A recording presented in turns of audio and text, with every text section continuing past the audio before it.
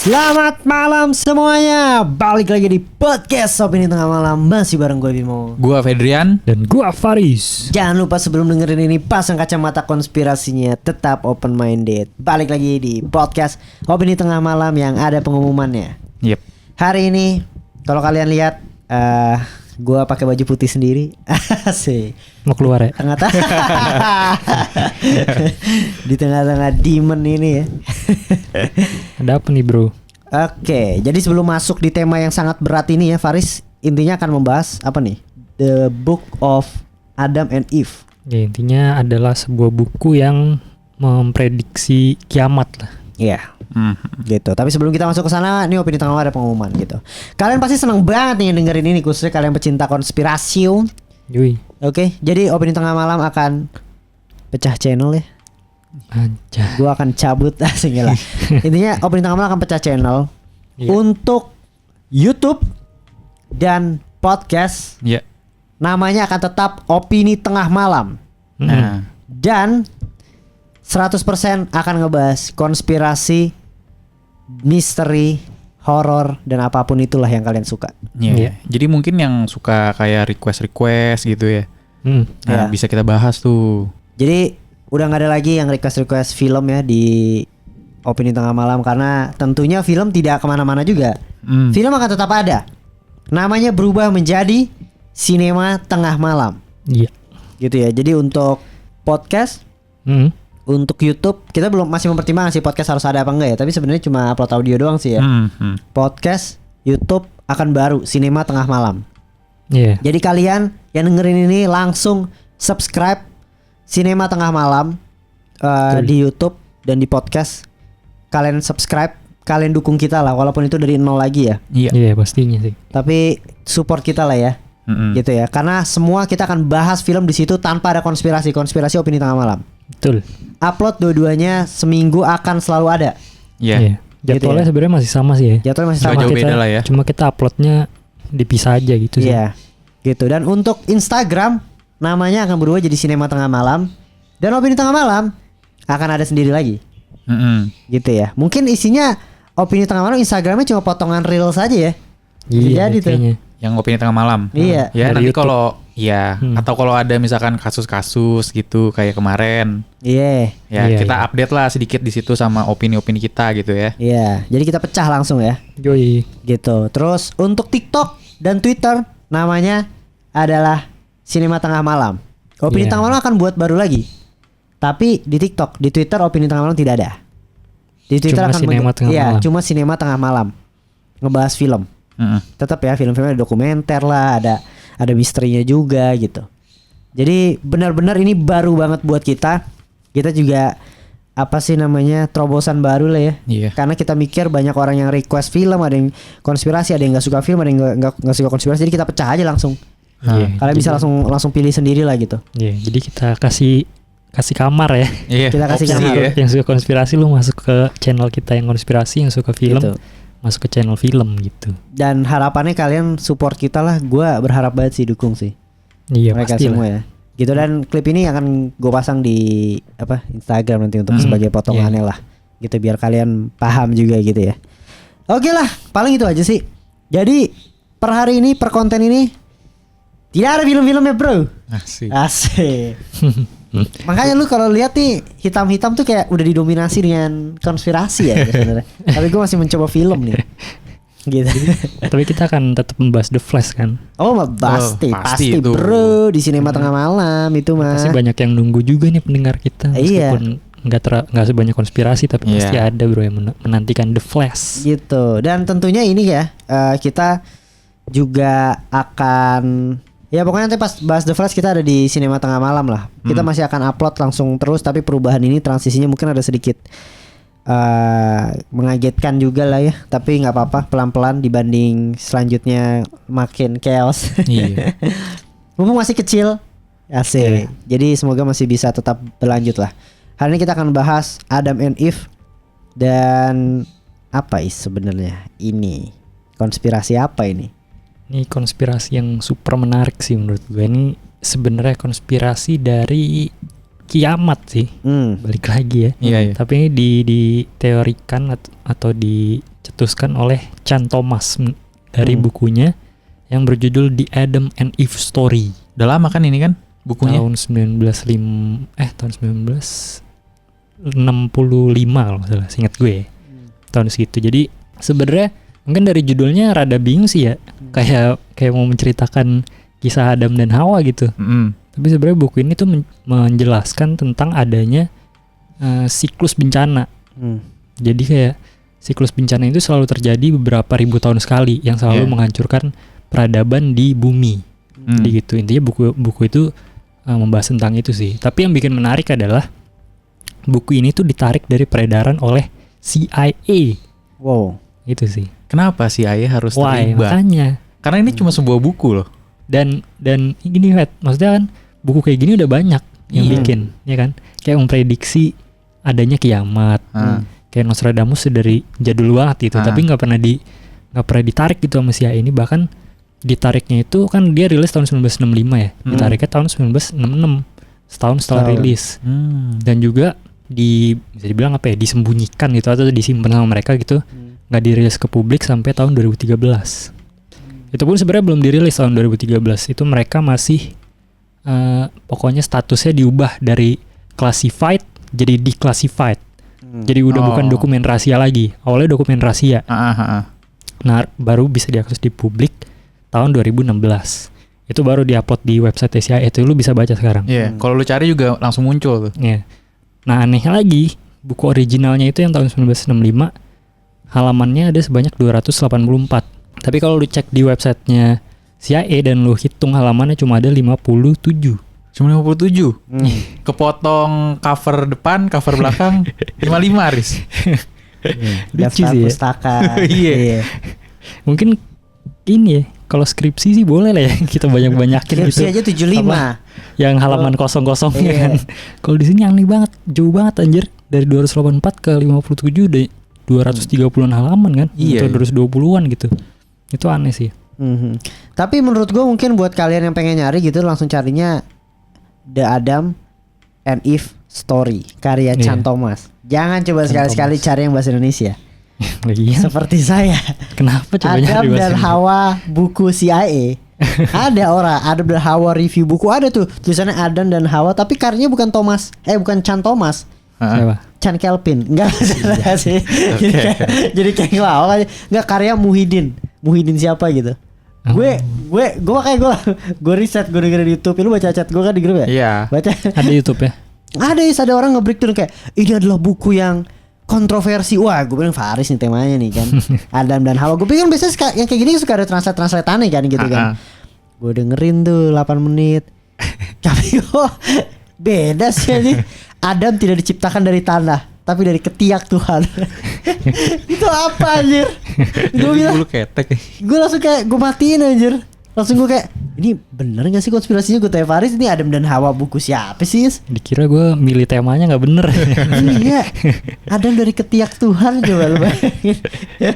Gile. Dan tapi ini dari Chan Thomas gitu ya. Iya. Gitu, Dan dia menarik. tuh, ini bahas backgroundnya sedikit ya. Chan Thomas itu maksudnya bukan orang biasa gitu. Mungkin kalau Muhyiddin gitu beda cerita kali ya. Muhyiddin siapa tahu orang biasa gitu. Tapi dia ini seorang insinyur elektrikal lebih tepatnya sih. Dan katanya pernah bekerja di McDonnell Douglas Project. Setahu gua atau kalian yang belum tahu pun, McDonnell Douglas Project itu salah satu manufakturer untuk pesawat luar angkasa, setahu gue deh. Kayak dia yang bikin mesin-mesinnya lah.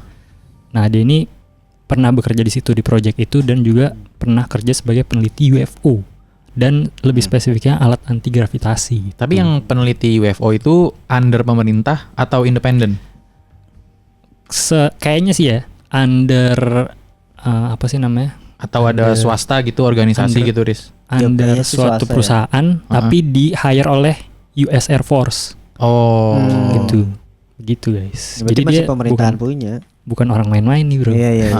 Maksudnya ada backgroundnya lah dia. Kalau dia itu ilmuwan lah bisa dibilang ya. Ya orang pinter lah. Iya. Udah di hire soalnya. Yoi. Nah bukunya apa sih isinya anjir sampai disembunyiin Kiamat, CIA gitu sih aneh banget sih. Kalau untuk intinya sih tadi sih kiamat intinya yang memiliki siklus gitu. Tapi dia juga menulis kalau di bukunya ini dia mengklaim gitu ya kalau banjir besar Nabi Nuh itu adalah salah satu bentuk dari siklus kiamat ini yang dia akan jelaskan gitu. Itu salah satu bentuknya pernah diceritakan di kisah Nabi Nuh. Terus juga 11.500 tahun yang lalu di Adam dan Hawa itu.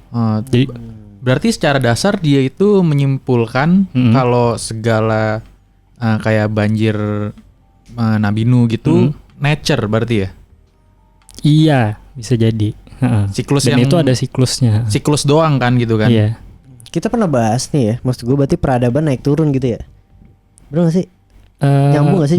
Bisa jadi ya. Di bukunya juga dia mengatakan kalau di bumi ini ada banyak peradaban gitu sebelum kita dan dihancurkan oleh bencana ini nih, siklus bencana ini. Jadi misalkan sebelum Nabi Nuh tuh sebenarnya ada.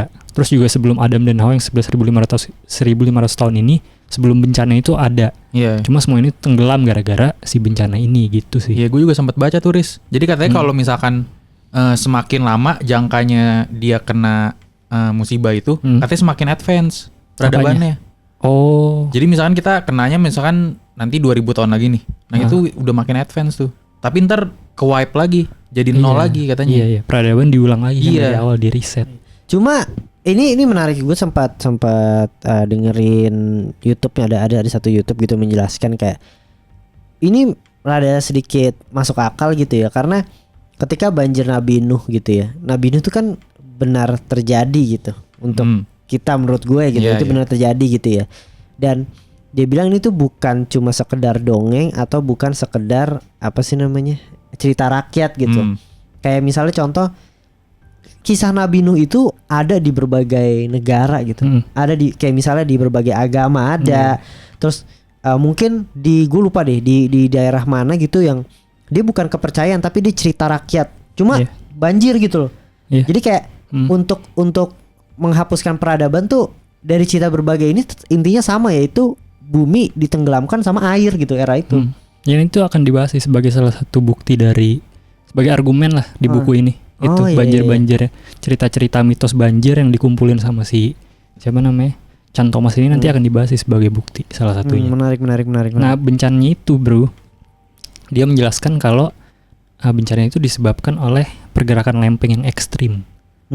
Jadi kan ya maksudnya kita diajarin dulu di SD juga ya, lempeng itu bergerak kan. Tapi kalau menurut dia ini lempeng itu bergeraknya sangat ekstrim, yang dari utara bergerak ke pokoknya intinya 90 derajat lah, dari atas bisa ke kanan gitu, kutub utara gitu-gitu. Dan gara-gara pergerakan yang ekstrim itu menyebabkan bencana yang luar biasa dahsyatnya dan bisa menghapus seluruh peradaban manusia di saat itu. Gila sih anjir, ini menarik sih anjir bukunya ya. Dan juga yang mungkin kenapa dia judulnya Adam and Eve Story gitu ya, karena dia membuat sebuah teori juga, maksudnya dia menginterpretasikan buku kejadian, kitab kejadian, versi dia gitulah.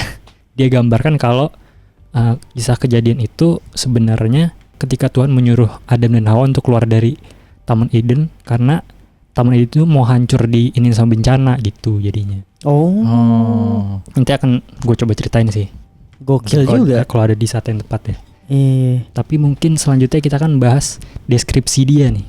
Karena di awal bukunya dia langsung mendeskripsikan kira-kira apa aja yang akan terjadi gitu di bencananya. Oke. Berarti ini juga masuk ke ini kan ya, yang peradaban siapa tuh yang waktu itu desa negara yang gue lupa, termasuk Atlantis gitu juga. Yang pernah kita bahas.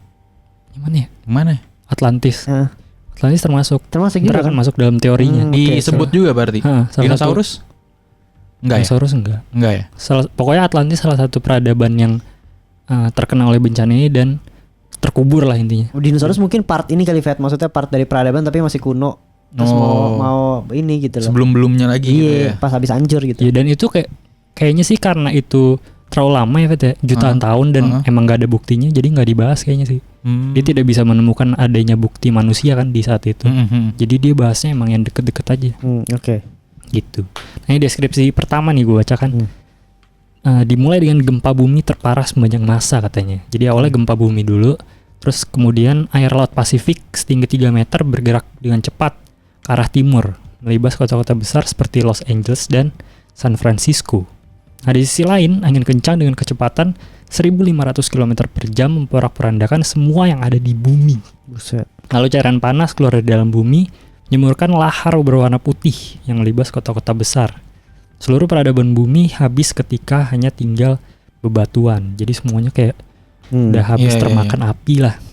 Nah dalam satu hari seluruh kontinen terbakar oleh lahar panas, terkubur dalam lautan dan kemudian semuanya membeku hanya dalam kurun waktu 4 jam. Buset. Semuanya, manusia, hewan, gedung segala macam semua beku tuh. Kalau menurut teorinya si Dwight Felsik, beku itu terjadi karena kan ketika lempengnya bergerak ya, itu katanya bumi udah nggak rotasi lagi tuh. Jadi salah satu sisi ada yang kena matahari, yang belakangnya itu dingin banget sampai membeku katanya gitu. Lalu Afrika Barat dan Gurun Sahara pun hilang di telan lautan. Kengerian tersebut berlangsung selama 6 hari. Dan kemudian laut mulai tenang di hari ke-7. Kayaknya sini referensi ke iya ya, ke Bible ya. iya. Lebih ke apa sih namanya? Easter egg gitu ya. Nah, habis itu pelabuhan Bengal yang terletak di bagian barat dari India akan terletak di kutub utara. Buset. Jadi posisi berpindah tuh kayak 90 derajat plek gitu. Samudra Pasifik yang terletak di kutub selatan kemudian perlahan membeku. Oh, jadi Samudra Pasifik itu jadi berubah ke bawah, Bro. Ke posisi kutub selatan. Berputar dia. Nah, itu semuanya yang di utara dan selatan akan membeku tuh. Si pelabuhan Bengal sama Samudra Pasifik akan menjadi kutub yang baru lah intinya. Nah, New York tenggelam di Samudra Atlantik katanya, Bro. Jadi kota yang tenggelam tuh kayak Atlantis. Udah dilapisi sama lumpur segala macem lah. Udah jelek banget lah. Terus bencana tersebut membuat makhluk yang masih bertahan hidup, jadi teorinya sih masih ada yang hidup dan kembali ulang ke zaman batu. Semua teknologi hilang, jadi mereka ngulang dari awal lah intinya. Dari nol lagi kan. Iya. Tapi manusia nggak ada hidup nih kayaknya. Nggak tahu nih. Gue nggak tahu sih makhluknya spesifiknya ada manusia atau memang hewan gitu yang akan hidup, dan peradaban kita yang sekarang ini akan berubah jadi mitos. Dia mulai dari evolusi lagi? Enggak kan? Karena kalau hewan yang hidup kayaknya masih mungkin sih, Riz. Iya kan. Maksudnya yang di bawah gitu yang sembunyi kan. Iya. Iya. Kayak kalau kita rada-rada nggak kebayang sih gue. Tapi saya ingat gue ya, ada salah satu YouTube juga yang menjelaskan kalau ada beberapa bagian yang nggak terkena separah bagian lain gitu. Jadi misalkan di bagian timur gitu ada satu bagian, misalkan di negara Afrika lah gitu ya. Ini gue cuma spekulasi aja, di Afrika gitu ada spot yang nggak terkena separah yang lain lah intinya gitu. Mungkin ada satu anomali gitu atau segala macam yang memungkinkan mereka untuk survive. Gitu sih. Masih masuk sih kalau kayak gitu sih. Ya, tapi kalau misalkan yang survive binatang pun masih bisa sih berevolusi jadi suatu makhluk intelijen lainnya gitu. Iya. Nggak harus jadi manusia kayak kita sekarang.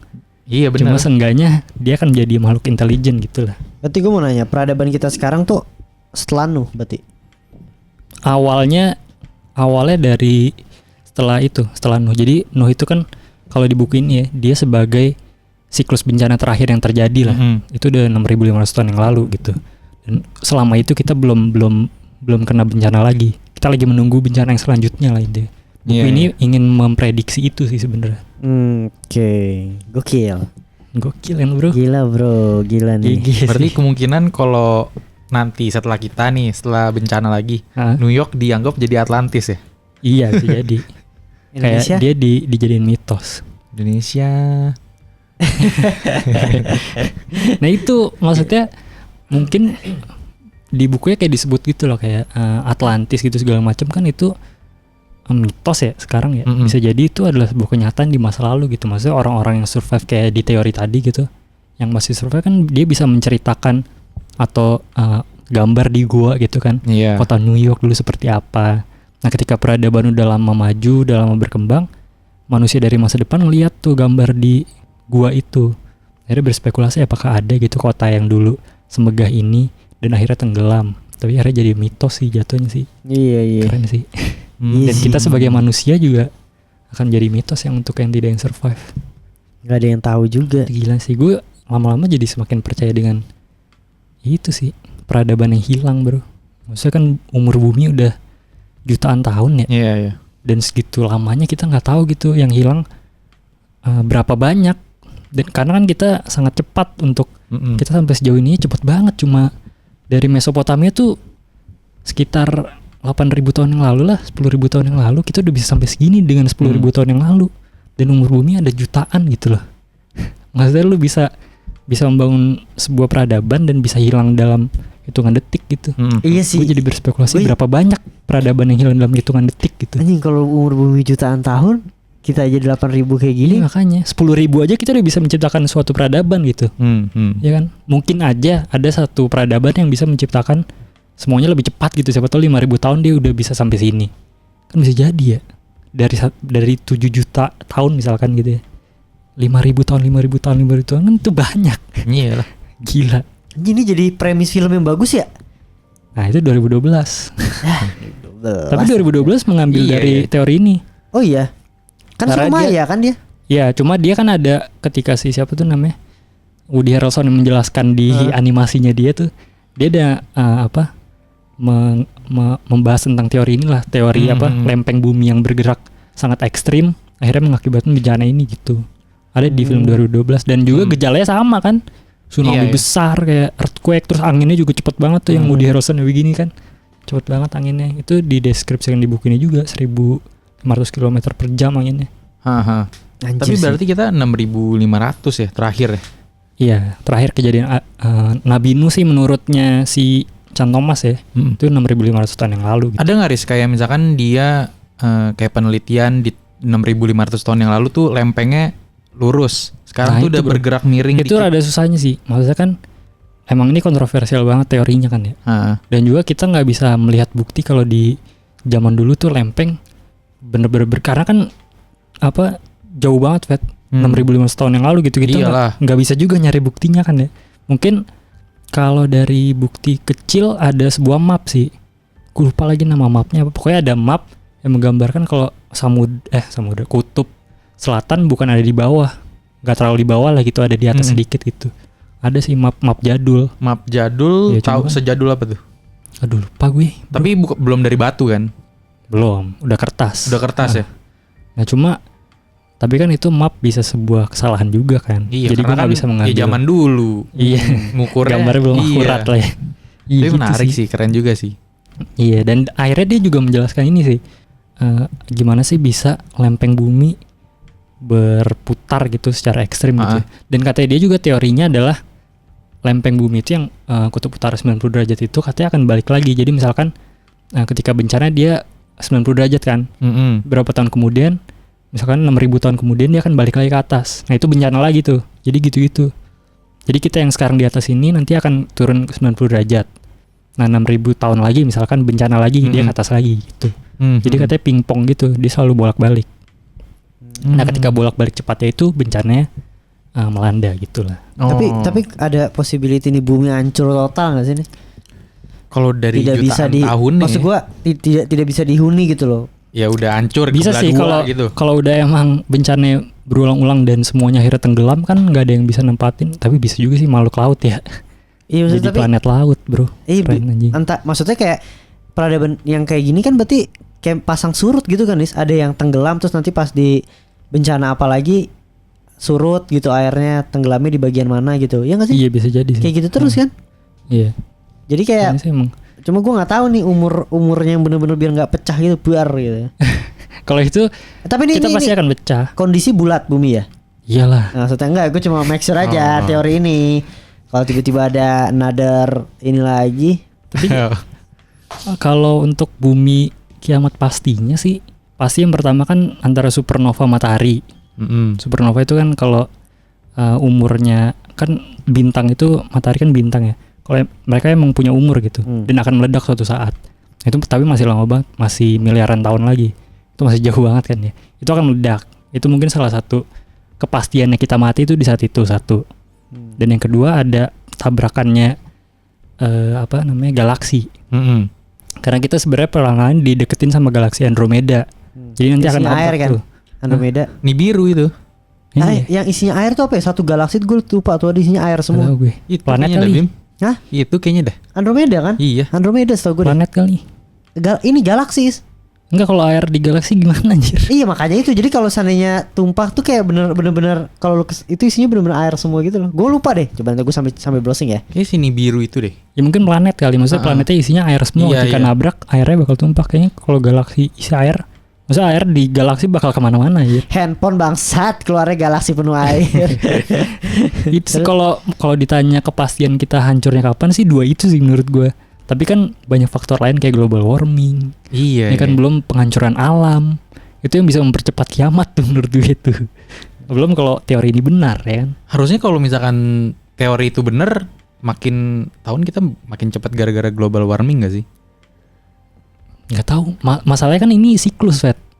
Kayak udah ada settingannya gitu loh, berapa tahun gitu.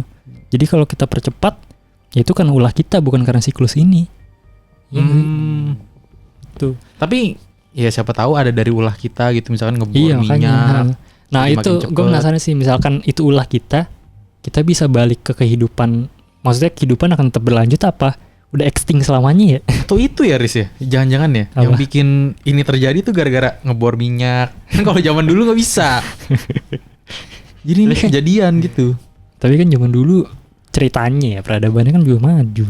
Iya ceritanya. sih. Tapi ini cukup oke sih karena yang siklus wabah terjadi bro. Kita ngerasain. Maksudnya akan Iya selalu lagi, ada ya. anjing. Iya. Wabah ya. Siklus wabah kan dulu kan ada, terus sekarang ada lagi. Beneran kejadian gitu. Siklusnya sama gitu. Iya. Ya, maksudnya ini keren juga sih. Maksudnya apa, emang semua udah ada patternnya gitu. Iya. Ngeri sih. Ini tadi nggak ada ding bro, galaksi penuh air. Ya nggak bisa.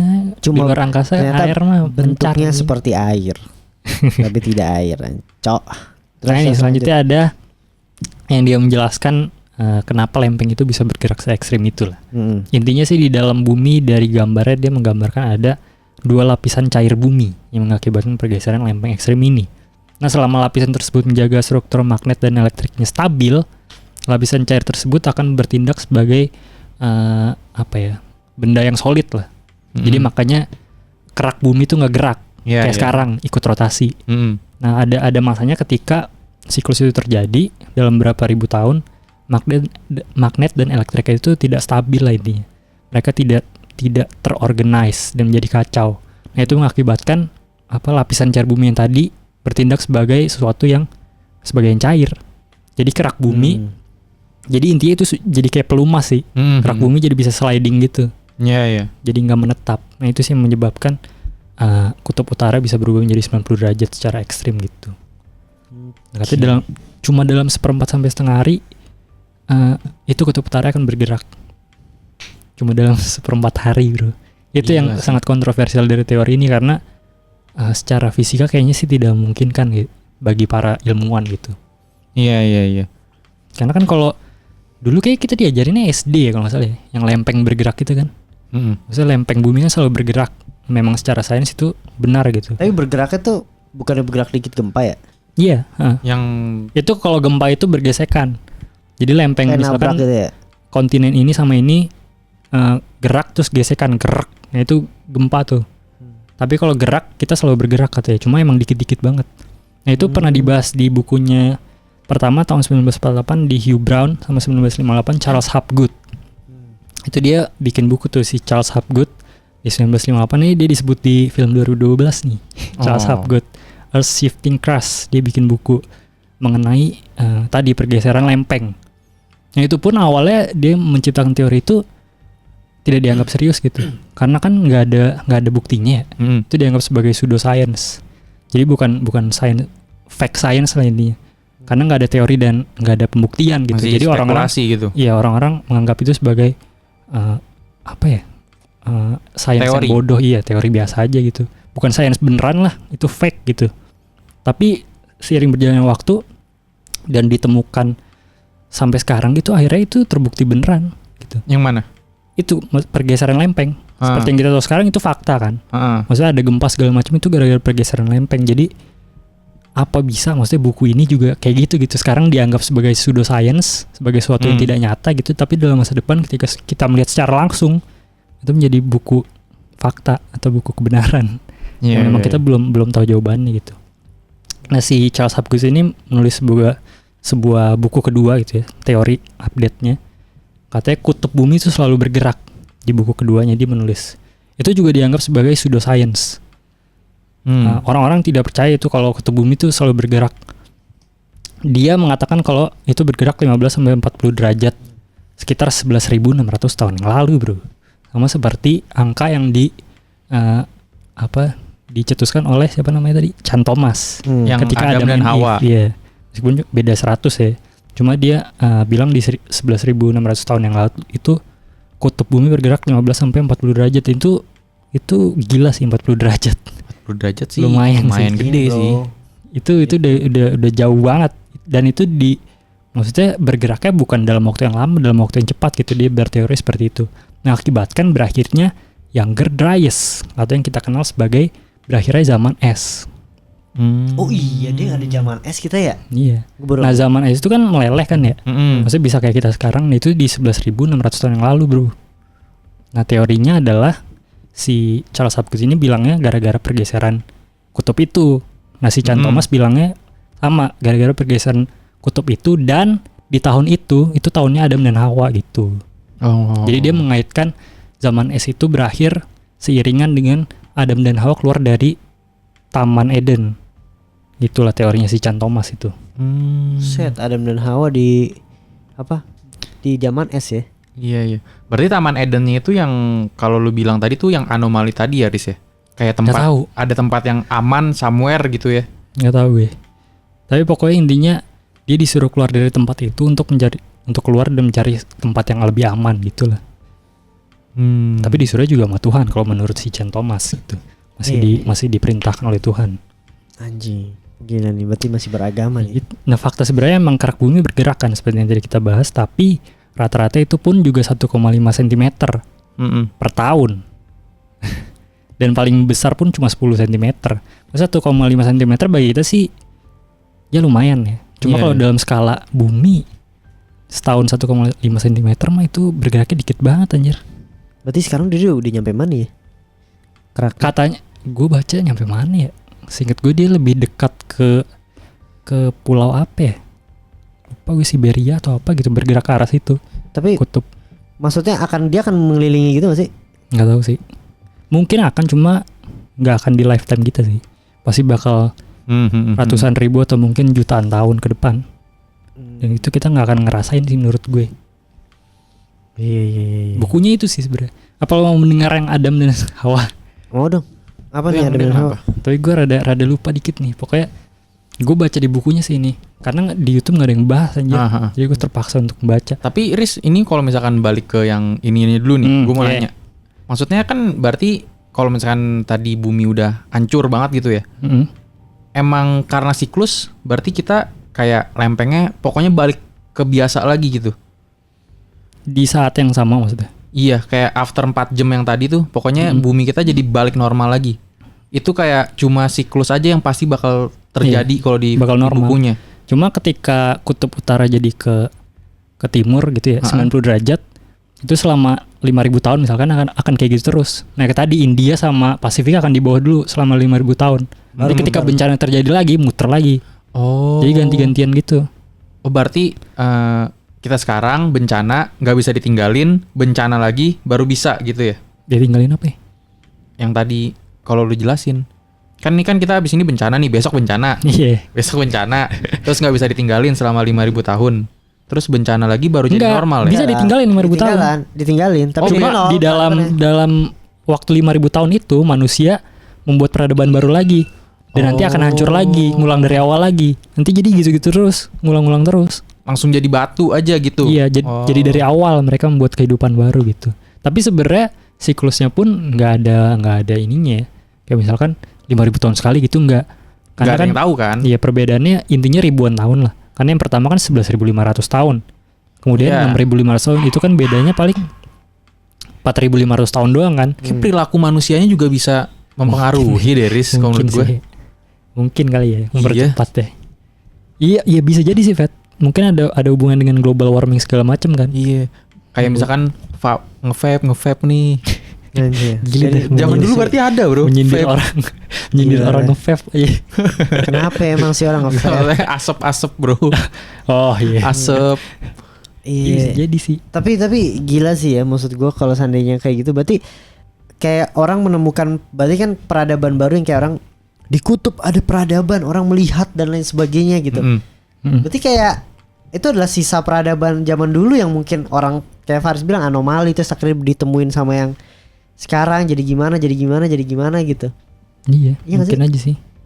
Itu gilanya sih. Karena aduh, ini akan dibahas nggak nanti peta-peta gitu. Peta apa? Kayak setahu gue sempat baca tuh kayak ada beberapa peta zaman dulu yang bumi bentuknya tuh kayak gini gitu. Itu yang tadi gue bahas dikit, itu doang sih gue yang Peta zaman dulu ya.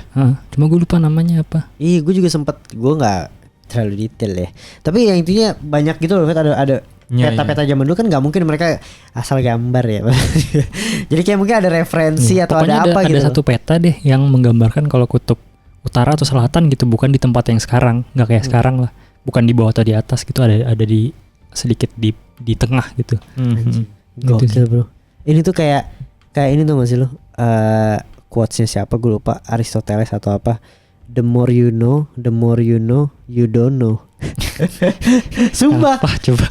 Ini menarik Iya, banget. iya. Bagus Semakin banyak tahu kan. Semakin lu banyak tahu, lu akan sadar kalau lu tuh sebenarnya nggak tahu apa-apa. Iya. Iya. Karena- Karena nggak diulang-ulang kali. Enggak, Masa sumpah. the more you know, the more you know. Harusnya the more you know, the more you don't know. Itu udah keren bro. The more you know. Lu lanjut lu dah. The more you know, the more you know. Anjir. Gitu bro, sebenarnya inti bukunya sih sampai di situ sih kurang lebih. Yang ngebahas tentang bumi dan Iya. peradaban. Secara singkatnya sih seperti itu ya. Di dalam bukunya sebenarnya ada detailnya, kayak dia ngejelasin Vet. Jadi misalkan 11.000 tahun yang lalu di kutub utara sama selatan tuh apa sekarang? Misalkan kayak Indonesia. 40.000 tahun yang lalu tuh di atas Indonesia. Dia gitu-gitu kayak misalkan 100.000 tahun yang lalu misalnya Italia yang di atas atau gitu-gitu ada dijelasin di bukunya. Oke. Berarti Indonesia akan mengalami masa bersalju juga ya nanti. Nah, itu cuma gue ngomong asal Oh aja. iya ya. Ya, padahal udah ngarep Udah nih. berharap Siapa ya. tahu ya. Kalau itu Iya. baru ciri-ciri kiamat menurut Muslim anjir. Gila, the more you know. Ini bener anjing Aristoteles no, the more you know, you don't know, bro. 2 kali ya. Iya, anjir. Lanjut. Ya selanjutnya teori pendukung sih. Kalau adanya siklus atau adanya bencana yang terjadi di zaman Nabi Nuh atau sebelum-sebelumnya gitu lah ya. Yang pertama yang akan gue bahas adalah adanya mitos banjir besar. Kayak yang tadi kita pengen bahas gitu. Kalau mitos banjir besar tuh ada di segala macam, apa ya bisa dibilang ya? Peradaban atau segala macam negara, suku, Iya. ras, agama. Semua ada tuh. Yang pertama nongol pastinya Sumerio. Mesopotamia bro, Anunnaki, Gila. the first civilization on earth. Iya, karena mungkin itu setelah punah peradabannya itu kali muncul dari Iya, situ itu gitu loh. Itu sebenarnya kita juga masih belum tahu sih apakah itu yang pertama Atau peradaban pertama, tapi yang jelas itu adalah the first recorded, maksudnya peradaban pertama yang tercatat dalam sejarah gitu, yang ada buktinya lah. atau yang advance duluan dia kan kita nggak tahu kan. Atau nggak emang peradaban Iya. yang suka nyatet dia, maksudnya yang lain kayak adalah Jurnalis semua di situ kan. Iya. Iya sebenarnya itu sih, mereka adalah peradaban pertama yang mempunyai catatan atau rekor yang dicatat lah semuanya. Mungkin ada sebelumnya, memang ada sih sebenarnya kalau secara sejarah kayak makhluk-makhluk apa Neanderthal segala macam, Homo sapiens kan gitu-gitu kan ada. Tapi mereka yang advance lah. Terus selanjutnya ada di agama Abrahamik seperti yang kita tahu, Nabi Nuh. Dari Muslim dan Katolik dan Kristen segala macam ada ceritanya tentang apa banjir. Kalau Sumeria tadi gue lupa bilang dari kisah Gilgamesh, itu sebenarnya lebih ke ya cerita Ada. novel lah. Kalau zaman Sumeria lebih ke novel, tapi mereka nulisnya di tablet. Terus ada Maya, suku Maya. Oh. Itu mereka juga punya cerita namanya Hurukan, which is itu katanya sih kata Hurukan itu diambil untuk hurricane sekarang. Hurricane tuh apa namanya? Badai ya di Amerika ya. Itu diambil dari sini katanya. Terus di Hawaii ada Nu'u. Nah itu katanya ini cuma berapa nih bro? Masih banyak. Menurut The Wire Files itu katanya ada 40 Iya. cerita banjir besar. Maksudnya kalau 4 gitu ya, itu pun mungkin bisa terinspirasi doang dari cerita lain. Iya. Tapi kalau 40 kayaknya beneran ada terjadi deh. Maksudnya di masa lalu gitu suatu banjir yang luar biasa besar dan ada beberapa survivor yang emang menyebar yang melihat banjir itu gitu dan diangkat menjadi sebuah cerita. Gitu sih. Itu menarik tuh yang gua lumayan shock juga, Fet. Iya. Gara-gara Jadi banyak kayak, ya. Iya, jadi kayak yang kayaknya emang bener gitu terjadi banjir besar dan Nuh salah satu yang mungkin ya ikut gitu loh, survive gitu kan. Iya. Tapi ya kalau gue percaya dengan mungkin memang 90% atau 80% ada gitu banjir itu. Oh. Tapi karakter Nuh itu. Berarti si Nuh ini bisa jadi ini ya, salah satu teori yang bilang, tau gak sih, Nuh tuh zaman yang canggih gitu, yang dia membawa DNA dari Oh iya. DNA dari binatang. dari binatang ya gitu. Oh, dan katanya ini kan Nuh itu sebenarnya Ark itu kayak apa sih namanya? Apa? Metafora. Kayak itu sebenarnya pesawat dan binatang-binatang itu sebenarnya bukan literally binatang tapi DNA-nya doang yang dibawa. Oh, karena nggak cukup gitu ya? Iya, dan maksudnya lebih masuk akal gitu ketika lo membawa sesuatu yang kecil dalam jumlah yang banyak gitu. Gitu sih, Ben. Kalau binatang kan susah gitu diatur makannya apa? Ya kan? Iya. Secara logika jadi kayak dari masa depan terus dia membawa DNA gitu segala macam gitu. Keren sih teorinya. Gokil sih. Ini menarik nih, Bro. Gila ya. Gue jadi merasa kayak apa ya? Kayak ini baru kita ngebahas tentang bumi gitu, kiamat gitu. Lu belum nge-compare dengan another planet gitu. Iya. Gila. Iya kan, anjir. Tapi yang gue ini dari 40 kisah ini apakah mereka menggambarkan kejadian yang sama ya? Apa maksudnya itu kejadian yang berbeda-beda gitu? Sebenarnya sama terjadi. sih menurut gue. Cuma kalau Nuh tuh ibaratnya kita dari versi mungkin ada gimana ya? Gue ini open minded aja gitu ya. Nuh adalah salah satu yang selamat gitu. Gak keren Nuh menulis sebuah apa maksudnya ya, cerita dia lah gitu ya. Dan akhirnya jadi kepercayaan kita gitu. Tapi mungkin di versi Sumeria mereka sebenarnya ada punya orang juga gitu loh. Yang mungkin mereka selamat gitu. Jadi kayak Nuh tuh nggak tahu kalau ada yang selamat gitu di sana gitu. Dia pikir itu udah besar banget dan dia gitu. Tapi kisahnya sama semua. Oh, si Nuh ini enggak satu orang membuat sebuah bahtera. Oh. Ceritanya sama, satu orang membuat sebuah bahtera untuk survive dari bencana. Semua ceritanya kayak gitu. Maksudnya spesifik gitu, nggak cuma plotnya gitu. Nggak cuma orang yang tiba-tiba survive gitu, tapi semua orang, semua cerita itu satu orang yang membuat sebuah bahtera. Gitu. Itu kayak gue jadi mempertanyakan, kayaknya sih nggak ada tokoh yang benar di cerita ini deh. Tadi gue pikir tuh kayak POV-nya tuh beda gitu. Iya sama. Iya kayak cuma orang-orang yang survive aja kan, cuma terpisah. Cuma semuanya mereka bahtera. semuanya sama. Dan bahkan cerita yang pertama menceritakan kisah Bahtera dan satu orang yang menciptakan ini, ya Sumeria ini dengan cerita Gilgamesh. Tapi namanya bukan Nuh. Dan itu gambarannya sama, si Gilgamesh pokoknya disuruh, pokoknya inti cerita dari Gilgamesh itu dia pengen mencari immortal lah, dia pengen hidup selamanya. Dan sama satu dewa disuruh lu hubungin orang ini. Dan itu digambarkannya sebagai orang di tengah laut, di tengah dengan bahteranya. Dia bisa hidup immortal katanya, lu minta ke dia katanya gitu. Dan itu ceritanya sama, sebagai orang yang membuat bahtera untuk menghindari bencana si orang itu tuh, cuma gue lupa namanya. Bukan Nuh tapi namanya. Cuma deskripsinya bener-bener mirip, maksudnya apa emang di cerita ini nggak ada tokoh yang benar gitu. Ngeri juga sih. Maksudnya yang pertama aja Sumeria bro. Jadi seakan-akan semuanya terinspirasi dari Sumeria gitu. Iya. Gokil. Gitu sih. Oke, menarik nih kiamat nih ya. Balik lagi ke apa tadi? Kiamat lah ya. Berakhir zaman es terjadi sekitar 11.500 tahun yang lalu, tapi Thomas juga mengatakan bahwa siklus terakhir terjadi sekitar 6.500 tahun yang lalu.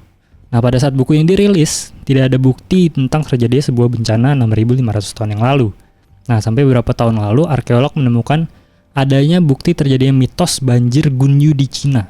Dan diperkirakan terjadi 6.500 sampai 7.000 tahun yang lalu. Sama seperti tebakan Thomas. Tapi itu kenapa ditulisnya mitos, Riz? Karena kan awalnya mitos, sebagai cerita kayak si Sumeria ini Gilgamesh. Sebagai cerita aja. Baru akhirnya ditemukan bukti. Iya, buktinya kayak apa ya? Buktinya aduh lupa lagi gue. Tapi ada gitu bentuknya fisik. Apaan? Ada. Bukti banjir. Kayaknya sih dia kayak menyelam ke bawah laut terus diambil karbonnya terus diteliti ini batu, dari tahun berapa ya. Kayak gitu-gitu sih. Tapi intinya sih yang keren adalah si Thomas ini memprediksi itu di tahun 1965. Dan akhirnya buktinya baru beneran ditemuin 2012. Berapa? 2016, sorry.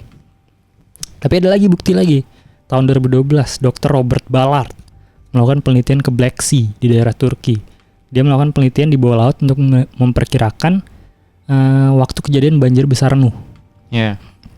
Nah, berdasarkan penelitian tersebut, dia menyimpulkan bahwa banjir tersebut kemungkinan terjadi sekitar 5.000 tahun yang lalu. Jadi maksudnya perkiraan waktunya ya nggak beda-beda jauh banget lah ya. Iya sih. 1.000 tahun untuk perkiraan itu lumayan deket sih. Nah, mereka lagi ilmuwan itu memperkirakan bahwa peradaban Mesopotamia muncul sekitar 6.500 tahun yang lalu. Nah, apakah banjir Nuh itu adalah riset peradaban? Terus dilanjutkan oleh pertama kali peradaban Mesopotamia gitu sih. Oke, tapi aduh, gue rada bingung sih. Sebenarnya banjir Nuh itu banjirnya tuh gara-gara apa sih sebenarnya? Nggak ada yang tahu ya.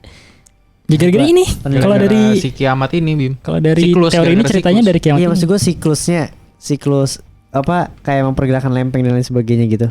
Iya. Air terus naik gitu semua langsung. Iya. Kan kayak tadi yang kutub, dideskripsikan. kutub Yang air jatuh. naik 3 meter terus semua ditenggelamin. Iya. Nah, si karakter Nuh ini berhasil survive dan diceritakan gitu. Iya. Mungkin dia saksi hidupnya si siklus ini, Iya. si karakter ini. Sebenarnya mungkin di situ udah ditemuin gitu kapal laut gitu ya. Cuman Nuh buat yang jauh lebih advance aja nggak sih? Karena kapal maksudnya untuk menangani banjir gitu loh. Karena dia lebih Kalau kapal kecil kayaknya mati juga nggak sih sebenarnya? Iya bisa jadi sih. Nuh kan itunya tuh nggak sih lu kapal Nuh yang besar banget? Iya. Ya orang sepeda Nabi Muhammad aja gede, masa kapalnya Nuh kecil. Anjir, gue baru lihat. Baru lihat. Iya. Soalnya kemarin gue kagak ngerti pas Keren lu kan? referensiin itu. Si pelan-pelan pas supir. Iya. Lanjut. Apa lagi yang mau dibahas ya itu sih. Iya. Tapi Sebenarnya- iya, maksudnya kan kalau lu cerita kayak gini Aris ya, karena gue kurang tahu sains dan sebagainya. Nah, jadi gue oke aja nih. Kalau misalkan ini ada nggak yang didibang sama saintis segala macem? Harusnya ada. Sebenarnya ya adanya lebih gitu sih. Teorinya sangat tidak masuk akal dan sebenarnya nggak ada bukti pastinya kan kalau bahkan Nuh itu eksis. Iya. Sampai sekarang mungkin kayak ada beberapa penemuan kayak tadi tuh kayak diteliti adanya misalkan bekas perahunya segala macam, tapi itu pun belum 100% benar gitu. Sebenarnya lebih ke situ sih. Bahwa sebenarnya ini belum tentu benar semuanya. Masih sebuah teori doang. Kalau dari saintis sih kayak gitu. Masa gue pernah denger ya katanya kayu Udah males gue. perahu Nabi Nuh, Bim. Katanya dari Jawa, Bim. Jepara ya. Iya, tahu. Gue lupa gue dengar dari mana. Jauh Tapi katanya itu kayak gitu, Bim. Gue kagak tahu dah. Gue jadiin clickbait mau nggak lo? kayu kapal Nabi Nuh dari Pulau Jawa ini. Itu yang cetusin teori Hitler ke Indonesia anjir. Pengen Indonesia Anjir. jadi pusat dari segalanya. Gila, maksudnya emang terkenal ya mabel di sana di Jawa ya. Masalahnya buat kapal Nabi Nuh, bro. Gila, bro. Terus juga ada penemuan yang mendukung lagi nih. Kalau ini fakta. Sering ditemukan fosil paus atau ikan di pegunungan Andes dan Himalaya. Gimana caranya ikan fosilnya tulangnya bisa di atas gunung? Apalagi kalau bukan banjir yang membawa ikan ke atas sana untuk terdampar. Terus akhirnya pas surut dia terjebak di sana gitu Iya, tertinggal di situ dan mati. Terus Anjing. tulangnya ketinggalan di gunung. Ya nggak mungkin sih, paus kan gede ya. Iya, kalau ikan mungkin bisa ya. Iya, Kayak iya. misalkan di bawah orang. Iya. Kalau paus kayaknya nggak bisa kan. Di Himalaya itu Nggak salah satu mungkin. pegunungan tertinggi kan. Iya, nggak usah pegunungan tertinggi dah. Udah bawa ke gunung yang cetek aja juga susah paus anjir. Ya, kan? rumah lu aja nggak mungkin. Itu sih. Anjir. Itu lumayan gila sih faktanya. Ada beberapa fosil makhluk laut yang sering ditemukan di gunung. Kayak jadi apa emang bener Ya gue jadi emang gue percaya sih, maksud gue banjir saat itu. Iya. Ya nggak sih? Iya sih pasti ada sih kayaknya. Dari segitu banyak kayak kisah tentang banjir, harusnya emang ada sih. Ini termasuk ini gak sih lo? Ya kayak maksudnya Jakarta aja diprediksi akan tenggelam tuh gak sih lo? Iya, tahu. Ini dua ini. Jakarta Utara dulu kan? Emang iya ya? Karena Iya. berapa tahun lagi sih, Bet? Prediksinya 2050 loh masalahnya, Bet. Gara-gara apa itu? Kepala 3, Bim. Gara-gara global warming. Kepala 3 2030-an. Iya. Emang sampai 50? So gue 2050. Jadi ini penurunan antara air makin naik atau ininya makin turun kan? Kita makin turun. Kita makin turun. Jadi berapa senti sih? 2 ya? Kita makin turun, global warming kan air makin naik kan. Iya, jadi kayak Dua-duanya ya. Jadi makin cepet ya. parah ya. Ngeri sih. kita negara kedua loh. Yang pertama tuh setahu gue ada lagi. Gitu. Gila lu bayangin loh. Jadi tapi emang kayaknya negara-negara yang emang di pinggir pantai itu pasti akan lebih duluan aja. Iyalah. Kayak Eropa gitu kayaknya masih santuy itu yang di tengah-tengah tuh kayak Prancis segala macem. Kita emang kayaknya duluan sih. Kalau apalagi kalau masih terjadi bro. Belum ini kan. Misalkan air pasang tersumbat kali-kali. Ya. Nggak bisa surut. Oh iya. udah pasti tenggelam. Lama turunnya ya. Iya. Kita kayaknya salah satu peradaban yang gak hidup Indonesia kayaknya. Indonesia. Bener-bener hilang ya. Iya. Terus orangnya malas nulis lagi. Jadi kayak gak tahu aja udah hilang. Iya. Ya kan orangnya males gitu. Iya gak ada rekornya ya. Nah ini mungkin selanjutnya adalah teori pendukung adanya peradaban yang hilang. Ini lebih ke peradaban yang hilang aja sih kalau ini fokusnya. Yang pertama itu Sphinx.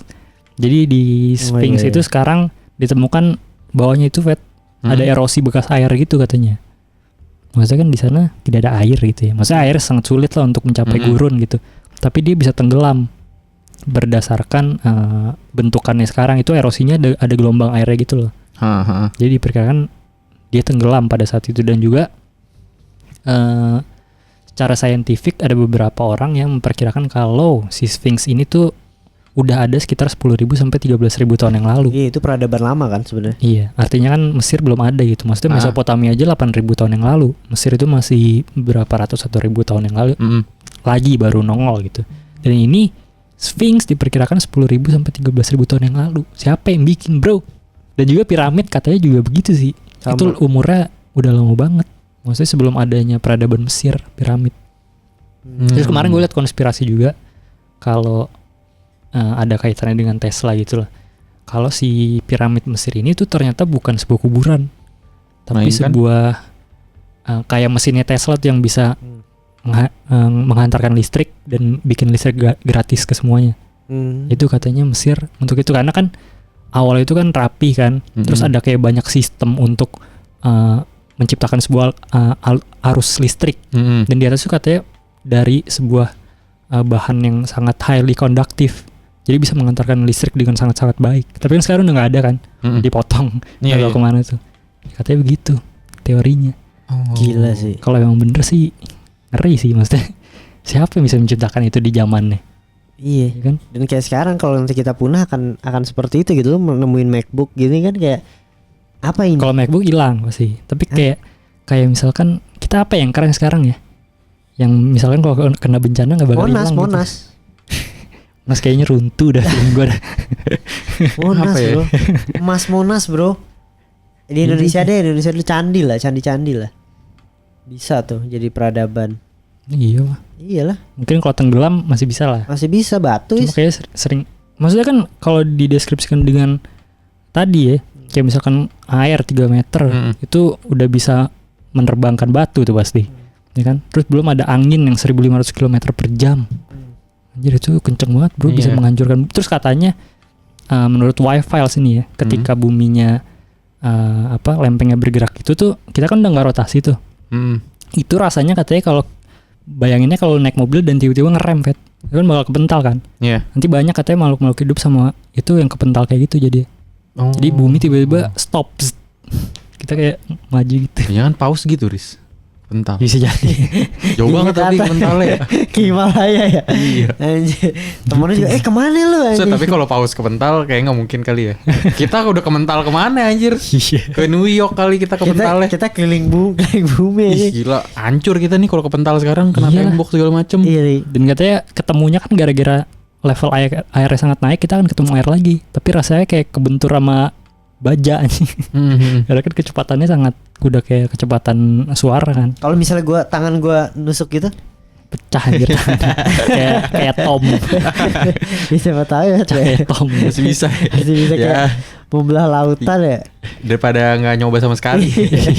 Maksudnya kayak gitu. Nah ini selanjutnya adalah teori banjir besar lumpur.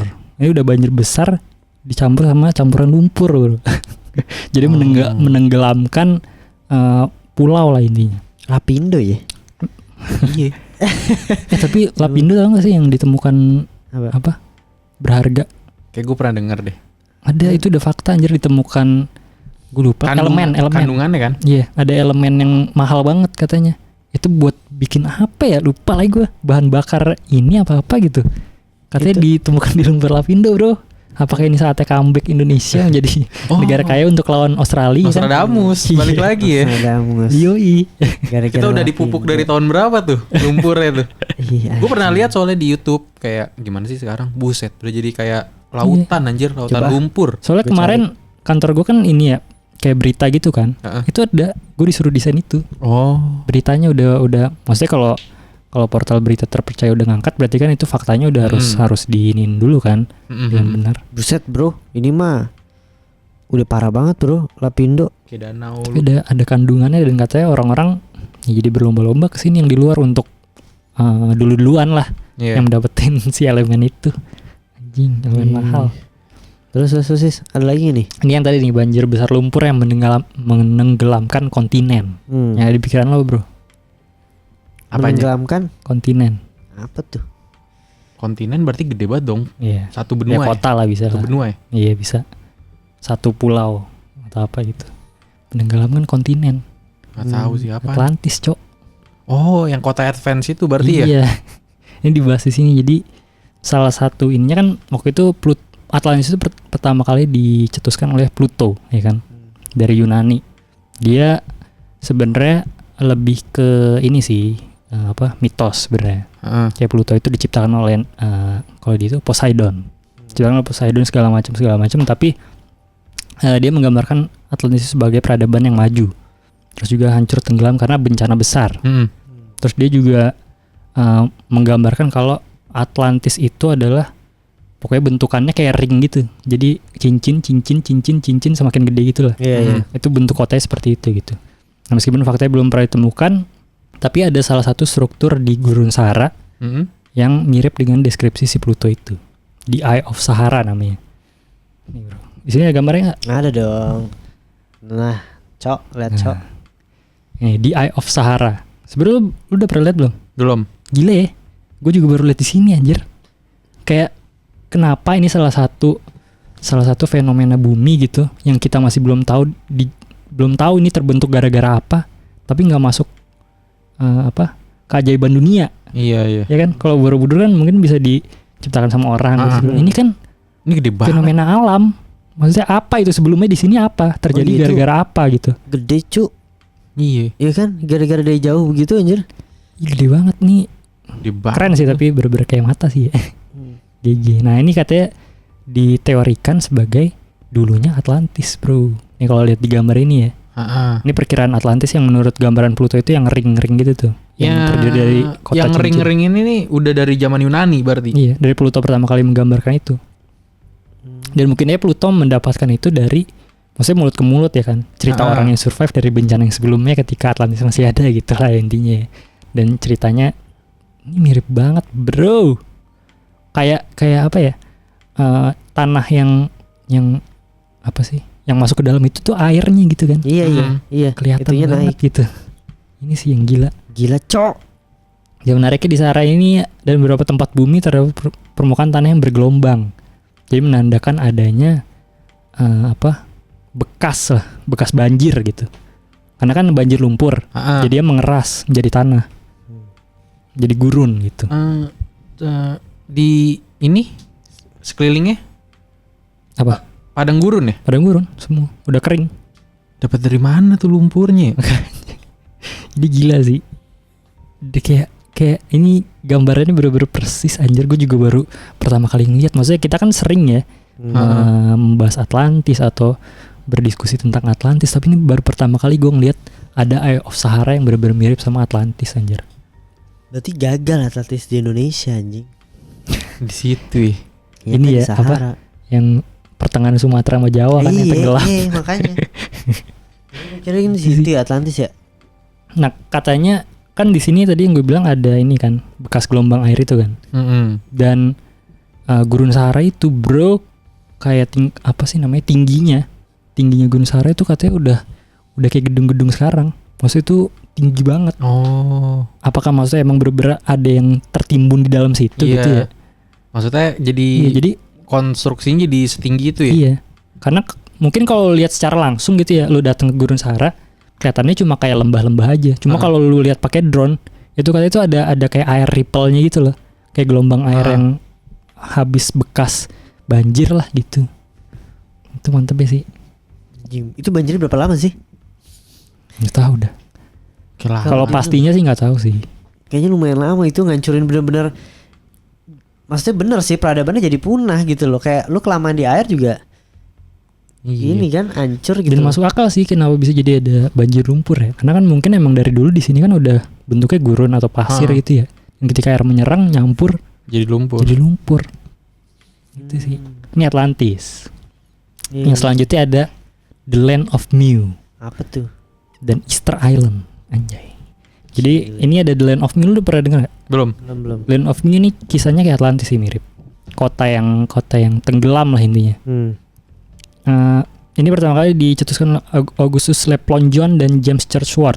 Ditranslate langsung dari teks-teks India dan suku Maya. Ya mereka dari situ. Jadi di lautan Pasifik itu, kalau lu lihat gambarnya gitu ya, di lautan Pasifik sekarang kan ada space kosong kan antara Australia sama Amerika Selatan. Itu benar-benar nggak ada cuma pulau-pulau kecil kan, Polinesia. Tapi katanya sih di situ dulunya ada sebuah kontinen yang lenyap 11.500 tahun yang lalu, ketika zaman es meleleh. Katanya dulu ada di situ dan disebutnya The Land of Mew atau Lemuria sekarang karena banyak lemur yang tinggal di situ. Nah Pacific Island ini kalau sekarang kayak Hawaii gitu-gitu kan, kayak Easter Island, Tahiti segala macam udah jadi pulau-pulau kecil.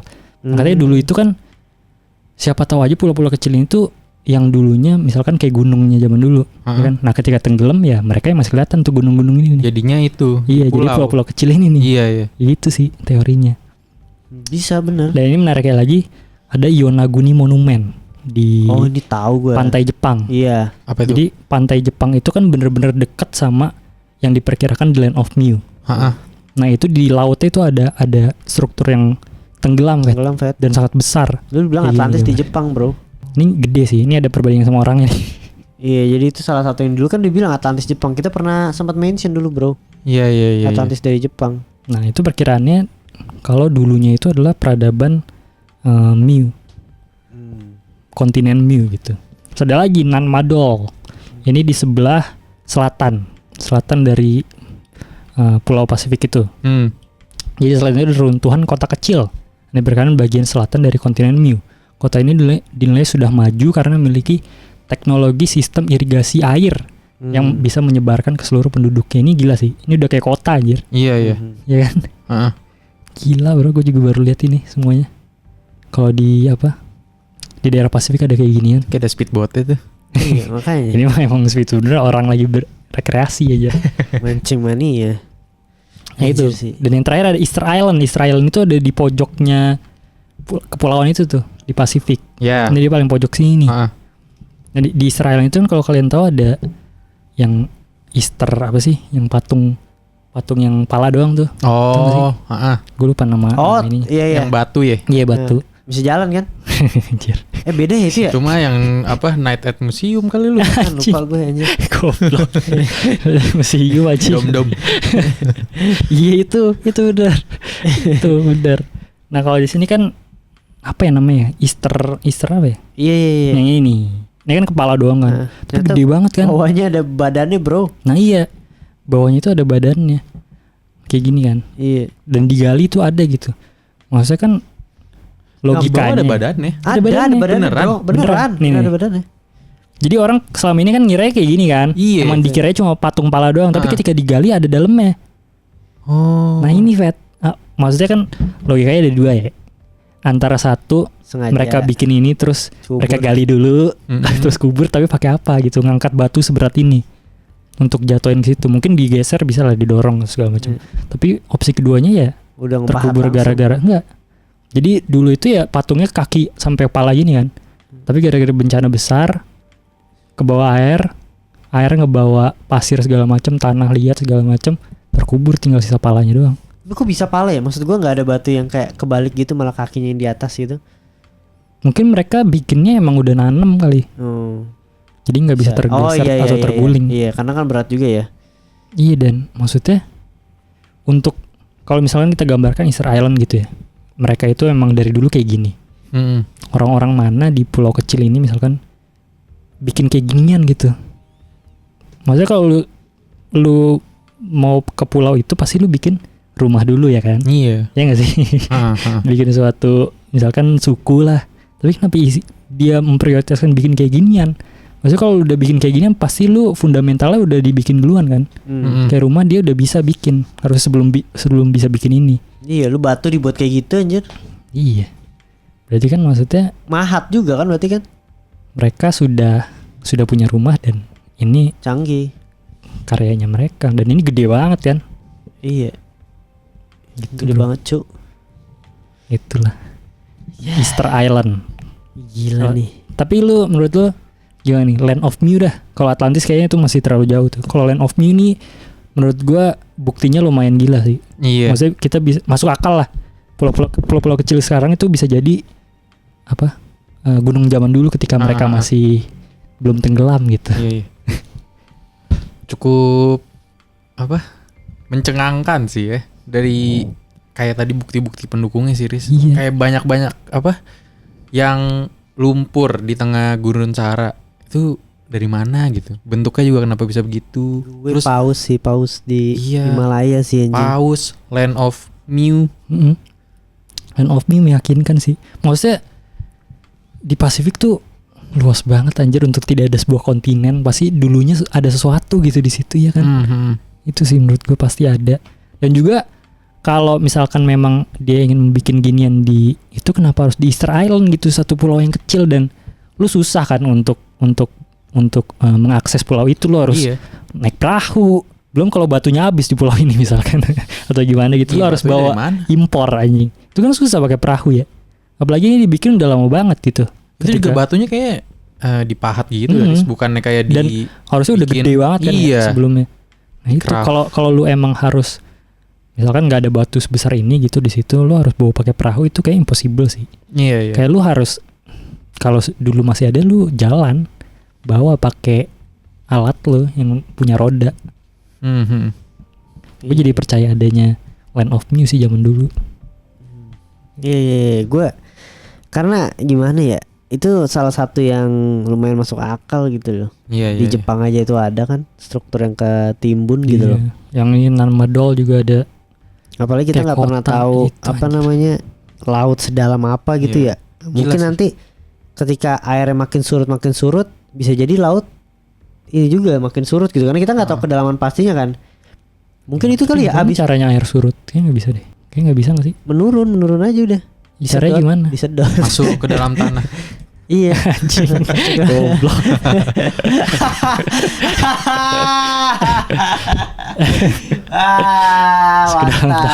Mantap. Keren tuh bro. Adrian ya pak. Adrian pak. Mau dikemanin lagi? Minum.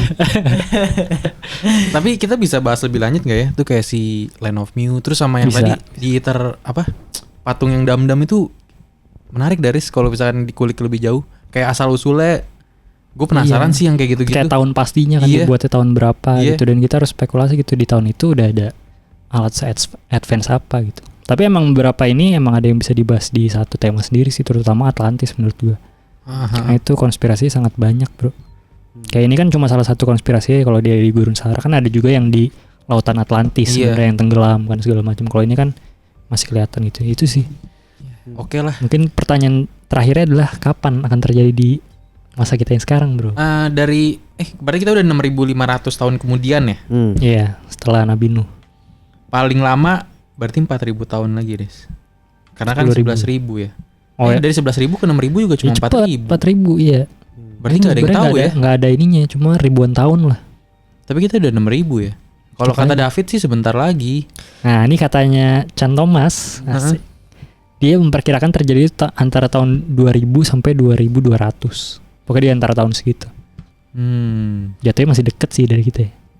Masih mungkin kan kena di kita ya. Udah meninggal ya, tapi kita ya. Cuma masih di cucu kita lah ya. Iya masih ada generasi kita sih. Iya. Dan tahun ini pun diprediksikan oleh suku Maya sama salah satu ilmuwan Edgar Cayce. Dia juga memprediksi dia ada namanya ya penulis yang kayak gini namanya katastrofis seingat gue. Katastrofis itu dia ahlinya pengen memprediksi bencana lah. Dia memprediksi sama juga kayak si Chan Thomas sekitar tahun 2000 sampai 2200 kalau dunia akan kiamat. Oh. Cok, takut cok. Perang AI tapi kan kita bukan karena bencana. Bisa jadi.